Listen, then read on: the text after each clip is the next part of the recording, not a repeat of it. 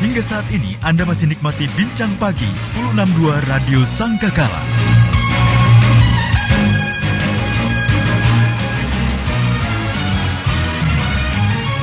The Voice of Love, Kekasih Tuhan masih melanjutkan kebersamaan kita dalam program Bincang Pagi bersama dengan Pendeta Budiono Condro dari GAB Sidoarjo. Kami sedang berbincang tentang mengalami Tuhan Yesus secara pribadi. Nah, kekasih Tuhan, sembari kami berbincang-bincang, Anda mulai bisa bergabung ya. Silahkan, telepon, SMS, WA bisa Anda manfaatkan. Teleponnya di 0315046.000, SMS WA 0813 330 60.000. Mungkin Anda hari ini banyak mendengar, membaca hal-hal yang mengkhawatirkan, yang tidak menenangkan. Nah, ini Anda bisa turut ambil bagian dalam program ini juga ya. Anda bisa menyaksikan bagaimana Tuhan bekerja dalam kehidupan Anda di tengah-tengah situasi yang banyak orang ketakutan, banyak orang cemas begitu. Tetapi Tuhan memberikan ketenangan kepada Anda. Mungkin itu terjadi dalam kehidupan Anda, bisa Anda saksikan ya, supaya itu menguatkan kekasih Tuhan yang sedang mendengarkan. Jadi bukan sekedar bertanya, berdiskusi saja, Anda bisa bersaksi ya, supaya banyak orang yang mendengarkan pagi hari ini juga dikuatkan. Pak Budiono, ya, di situasi yang ya spesial ini ya, seluruh dunia mengalami, bukan hanya Indonesia, zona iman kita ini ada di zona iman ya, sesuatu yang belum kita lihat. Tadi kami di off air banyak cerita bagaimana Tuhan berkarya membuka pintu-pintu yang baru buat Pak Budiono ya. Cuman kan itu bagi banyak orang ya, belum terlihat kan Mbak. Iya. Nah, mengaktifkan iman atau berada di zona iman bahwa Tuhan itu tetap ada, Tuhan tetap mengendalikan, Tuhan tetap mencukupkan dan lain sebagainya, itu bagaimana caranya Pak? Belum kelihatan ini, yang kelihatan masalahnya ini. Iya, secara kasat mata ya, di hadapan kita itu adalah kenyataan masalah. Baik itu COVID, baik itu soal susah cari uang, cari peluang dan sebagainya. Apa yang biasanya kita mudah dapatkan sekarang harus tersendat-sendat, bahkan tidak ada sama sekali. Pasti itu sedikit banyaknya membuat orang itu stres, mengalami yang namanya nggak nyaman gitu. Tapi kalau kita mau belajar hidup dalam zona iman, kita itu betul-betul harus membuka hati.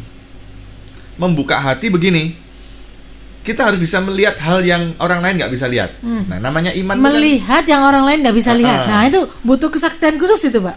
Sebetulnya cuman butuh ketulusan aja. Oh, bukan kesaktian ya.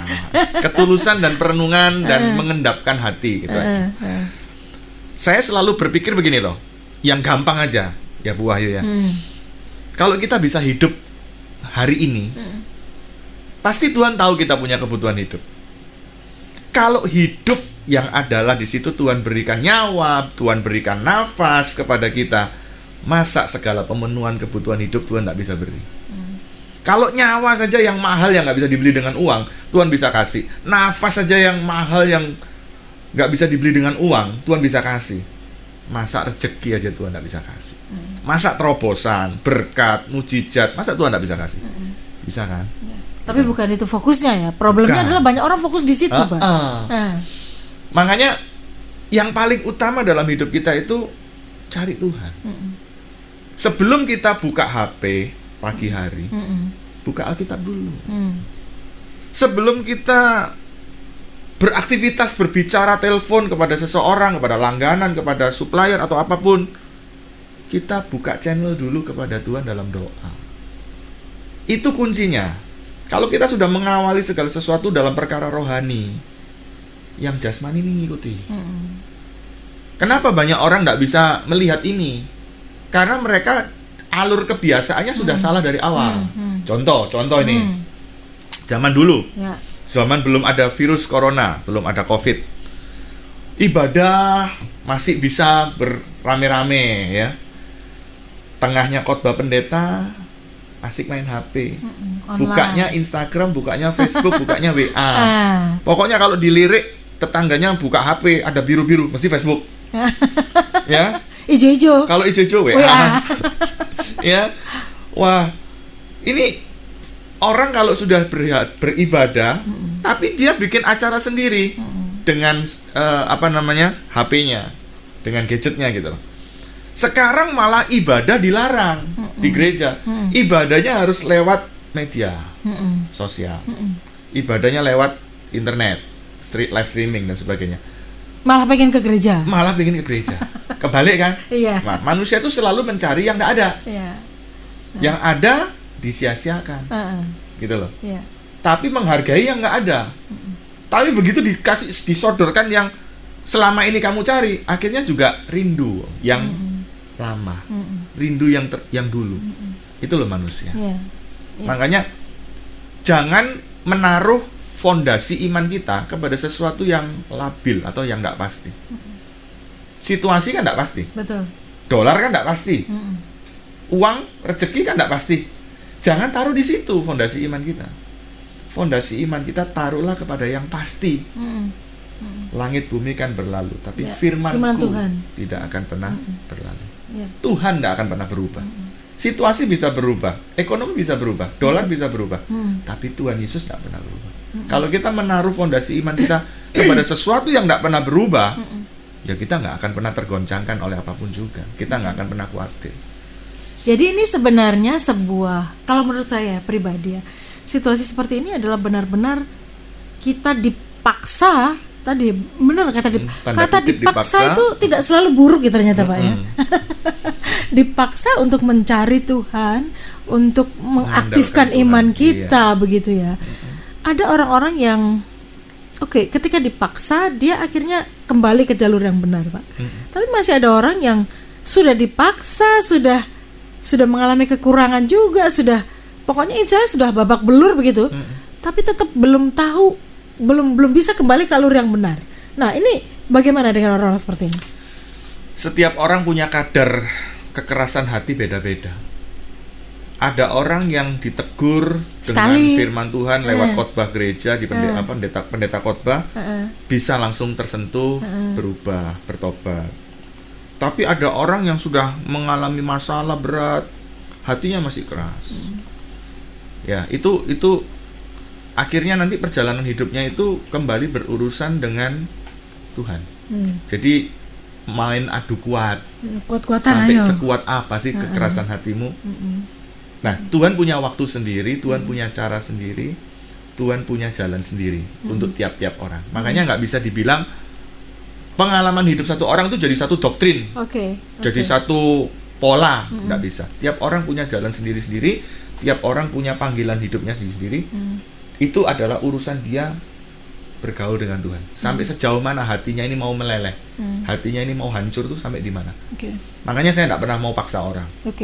Problemnya adalah ketika orang ini masih kekeh, masih keras dengan pendiriannya yang benar-benar salah itu. Dianya mungkin ya kita bilang ya, oh dia urusan dia dengan Tuhan, prosesnya dia dengan Tuhan. Masalahnya dia nyusahin yang teman-temannya. Iya. Dan Tuhan juga pasti tahu itu. Iya. Nyusahin sekelilingnya gitu ya. Pasti. Makanya orang yang keras hati sebetulnya dia bukan menyusahkan dirinya sendiri. Dia nyusahkan orang lain, nyusahkan Tuhan juga. Mestinya itu bisa dipulihkan cepat, tapi karena keras hati dipulihkannya lama. Contoh kasus anak bungsu. Anak bungsu itu kan dipulihkannya ketika dia datang kepada bapak setelah jatuh miskin, mau makan makanannya babi nggak boleh, dia merasa merana, merasa terlunta-lunta, dia tersadarkan, akhirnya dia kembali dipulihkan. Tapi sebetulnya antara anak sulung dengan anak bungsu, siapa yang lebih parah?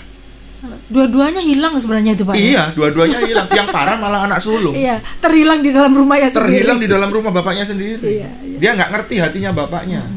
Padahal dia bersama-sama dengan bapaknya loh. Tapi dia nggak merasakan kasih bapaknya. Dan hari-hari ini banyak orang juga terhilang dalam gereja, Pak. Betul. Dalam rumah bapaknya itu makanya. Makanya begini Bu Wayu. Biasanya pendeta-pendeta, nggak semua sih, nggak semua. Biasanya pendeta-pendeta hamba-hamba Tuhan aktif pelayanan. Khotbah di atas mimbar di depan jemaat.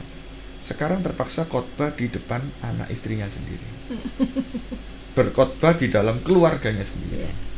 Nggak gampang loh. Iya, betul. Orang bisa pandai berkhotbah dengan begitu canggihnya di depan jemaat, tapi belum tentu bisa berkhotbah di depan istrinya, anaknya. Karena mereka tahu realnya dia. Tahu originalnya. Gimana kalau dia Bolak-baliknya, marah? gitu loh. Dia marah, bagaimana dia kalau kecewa begitu ya. Makanya iman itu jangan dilihat di gereja deh. Iman itu jangan dilihat di pelayanan, salah besar. Iman itu aslinya baru bisa kelihatan di dalam rumah. Kalau kita bisa berkhotbah di depan istri anak kita dengan segala hati yang plong, nggak ada rasa Beban, tertuduh, nggak ada rasa apa, itu satu hal yang luar biasa. Berarti situasi ini memurnikan kita ya. Betul. Kelihatan originalnya udah. Kalau sudah ngomong ibadah di rumah, berarti ya ibadah itu harusnya tiap hari loh. Ya kita berhadapan dengan langganan, berhadapan dengan supplier, berhadapan dengan tetangga, berhadapan dengan siapapun, itu ibadah kita. Makanya ada sebuah pujian, saya nggak perlu pakai nadanya, nanti bisa ketahuan lagu apa. Dengan apa ku balas kasih-Mu Tuhan? Dengan apa ku balas kebaikan-Mu Tuhan? Selain puji dan sembah Kau, salah. Dengan ketaatan kita. Kalau puji sembah Tuhan itu sebagai bukti membalas kasih Tuhan, banyak orang yang pujian penyembahannya di gereja itu nggak asli kok. Seperti entertain ya. Iya, justru ketaatan kita itu menjadi pujian yang sesungguhnya di hadapan Tuhan. Penyembah-penyembah Tuhan dalam roh dan kebenaran. Penyembah-penyembah benar. Itunya hidup dalam kebenaran artinya. Hidup dalam ketaatan, hidup mengalami Tuhan Yesus, hidup berbuah. Itulah penyembahan, itulah yang bisa kita balaskan kepada Tuhan. Bicara tentang taat, melakukan apa yang Tuhan kehendaki dalam kehidupan kita, berarti itu harus memotong daging kita, membunuh ego kita, ambisi dan kita, banyak orang tidak suka itu, kita. Pak. Iya. Sakit soalnya itu. Nggak apa-apa, kalau orang nggak mau, nggak suka, nggak apa-apa. Tapi nanti berhadapan dengan Tuhan waktu menjelang ujung umur kita loh. Mau nggak mau. Lebih susah lagi nanti daripada nanti dibilang aku tidak mengenal engkau, hanyalah engkau pembuat kejahatan. Ini sebuah pengalaman dalam pelayanan melayani orang sakit. Orang yang hatinya terbiasa keras, orang Jawa bilang kaku hati, hatinya kaku, susah untuk dinasehati, susah ditegur, susah dibimbing, susah dipimpin, maunya sendiri, keras, ngotot, ya, pokoknya maunya gitu. Ini pengalaman, tapi nggak bisa dijadikan doktrin ya. Pada umumnya, tapi ada khususnya. Pada umumnya, orang kalau sudah terbiasa, maunya harus segera terlaksana, maunya harus segera tercapai, maunya harus segera keturutan gitu ya. Suatu ketika orang tersebut sakit. Kalau sudah sakit itu kan berarti ada batasan. Ini nggak bisa, itu nggak bisa, itu nggak bisa. Ambillah satu contoh sakit. Stroke. Stroke itu kan jangankan untuk beraktivitas, untuk ngomong aja susah. Kadang orang mau menerjemahkan apa maunya si sakit ini susah mengerti. Cara berpikirnya mulai lambat, cara ngomongnya sudah mulai beda, aktivitasnya mulai terbatasi. Biasanya kalau sudah sakit seperti itu, pada umumnya loh ya Bu Loli, orang menjadi gampang cengeng. Patah ya. Krek ya. Karena terlalu keras tadi, Pak. Jadi ketika dibenturkan dia langsung patah. Hancur. Gampang nangis, gampang meneteskan air mata, gampang meraung-raung, nelongso. Iya. Disitulah proses penghancuran ego itu mau nggak mau harus terjadi. Nah, saya mau tanya nih, apakah setiap orang harus ngalami seperti itu dulu baru hatinya lembut? Kalau bisa jangan. Prosesnya tuh paling bagus itu bertahap. Sejak kapan? Ya sejak waktu kita sehat, kuat, masih muda ini loh. Kita harus menghancurkan hati kita pelan-pelan, melembutkannya. Nanti waktu kita sudah di ujung umur kita, ini kalau ngomong ujung umur ngeri loh. Ajal. Masalahnya ujung umur itu tidak selalu tua, Pak ya. Iya. Jangan bilang saya masih muda, Pak. Nanti aja kalau sudah tua bertobat. Ya kalau sampai tua, kalau enggak. Saya mohon maaf ya, sering kali punya teman-teman yang masih merokok. Saya bilang sama teman-teman saya, kamu merokok itu hakmu, duit-duitmu, paru-parumu juga punyamu sendiri. Tapi kalau sebagai teman saya menasehati, ya tidak ada salahnya kamu renungkan. Tidak usah kamu turutin dulu lah, terlalu jauh untuk nurutin kata-kata saya. Saya juga bukan mamamu, bukan papamu. Renungkan dulu. Saya tidak langsung berkata, tubuhmu bait Allah, kamu merusak dirimu. Enggak, itu mereka sudah punya senjata untuk menangkalnya. Saya cuma berkata begini, kalau kamu merokok seperti ini terus, kecanduan seperti ini terus, sampai rela ndak makan pokoknya tetap merokok, rela lapar ndak apa-apa, tapi yang penting tetap merokok, ya terserah kamu sih. Saya memberikan angin segar dulu buat dia. Terserah kamu, itu duit-duitmu, paru-parumu, itu tubuhmu, milikmu sendiri, ndak ada orang bisa ngatur kamu, terserah. Cuma saya mau tanya, apa kamu ndak kepingin melihat anakmu jadi pengantin? Apa kamu ndak kepingin pergi sekeluarga dengan anakmu, menantumu, cucumu pergi ke Bali? Di hari tuamu apa kamu ndak kepingin bisa gendong cucu?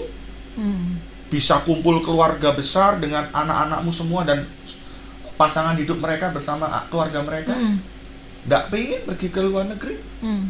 Atau kumpul-kumpul reuni keluarga besar, kamu bawa anak cucu menantumu, cicitmu mungkin? Atau mungkin kamu nggak kepingin ngelihat cucumu menikah? Waktu saya berkata seperti itu, langsung mereka seperti kena hantam. Yes. Iya ya. Makanya semua itu harus dipikir jauh-jauh hari. Kalau kamu ngotot, nggak apa-apa. Bahkan aku sekarang naik level, pakai yang elektrik itu. Vape. Itu lebih aman katanya. Kan nggak ada pembuktian medis, aman nggak aman. Oke lah, kamu mau masih pakai juga ada yang ngeyel loh, Pak. Loh, iya. saya punya engkong itu umurnya 100 tahun dia ngerokok. Masih ada yang ngeyel begitu. Iya, betul. Bahkan ada berita duka, ya itu karena salahnya dia nggak merokok. Umurnya segitu. Coba kalau merokok umurnya bisa lebih banyak. Dibikin guyonan, dibikin cengengesan gitu. Oh ya, apa-apa. Nggak apa-apa. Kalau kamu nggak mau dengar nasihat saya, kamu nggak mau dengar perhatian saya kepadamu, nggak apa-apa. Nanti ada waktunya kamu masuk UGD kok. Ditusuk tanganmu sama jarum infus.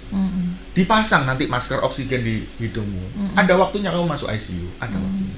Dan waktu kamu mengalami itu semua, ini bukan nakut-nakuti, pasti urutannya nanti ke sana. Waktu kamu mengalami itu, mau ndak mau kamu ingat kata-kata saya. Biasanya kalau saya buka kata-kata seperti itu, mikir pasti. Gitu loh. Manusia tuh gitu. Dibilang jangan, malah pengen. Disuruh malah takut. Itu manusia. Itulah dia. Jangan-jangan kita termasuk di dalamnya juga ya. Karena kita manusia juga. Iya. Ya, jadi hal-hal yang sederhana sebenarnya Pak ya, kehidupan sehari-hari itu akan menunjukkan seberapa jauh kita mengalami Tuhan Yesus secara pribadi. Tadi seperti contohnya merokok tadi ya. Ini hal yang sederhana, tapi ketika kita mengalami Tuhan secara pribadi, harusnya itu tidak kita lakukan karena bicara ketaatan kan ya. Iya. Makanya belajar untuk mematikan atau menghancurkan kedagingan kita. Itu proses setiap hari. Kalau kita menunda proses itu terjadi dalam hidup kita, nanti proses itu numpuknya di belakang umur kita, di ujung. Gitu loh. Dan biasanya kadang-kadang Tuhan dengan senang hati mengirimkan orang-orang yang bisa menghancurkan ego kita. Betul. Ego itu bukan cuma situasi kondisi yang orang pun bisa ya. Orang kita. Makanya besi menajamkan besi, manusia menajamkan sesamanya. Oke, kekasih Tuhan, mungkin Anda juga mengalami apa yang disampaikan oleh Pak Budiono tadi. Ada hal-hal yang dipaksa harus Anda hadapi dan Anda dipaksa harus taat kepada apa yang firman Tuhan katakan. Atau sebaliknya, Anda menghadapi orang-orang yang, iya Pak, saya ini punya teman atau pasangan yang memang kaku begitu dan lain sebagainya. Anda bisa berbagi juga bersama dengan kami. Silakan. Atau kemenangan-kemenangan yang Anda alami di perjuangan-perjuangan seperti ini bisa Anda saksikan ya. Telepon di 0315046000, SMS WA 0813 330 60000. Kami kembali ke ruang dengar Anda sesaat lagi.